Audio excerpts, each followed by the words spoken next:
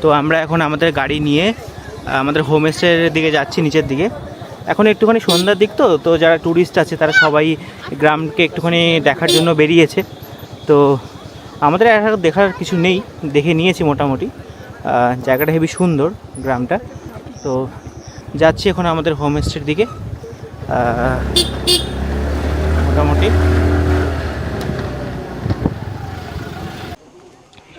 So মোটামুটি গাড়িটাই নিয়ে হোমস্টেতে চলে এসেছি।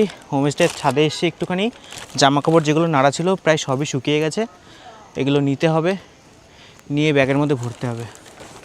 মোটামুটি সব শুকিয়েই গেছে, ভালোই রোদ ছিল দুপুরে, তারপরে আর কি সেরকম কিছু করার ছিল না, তো তাড়াতাড়ি ভরে নিই। আর হ্যাঁ, যেটুকু ভেবেছিলাম সবই শুকিয়ে গেছে, যাক ভালোই কাজে দিয়েছে। এখানে যে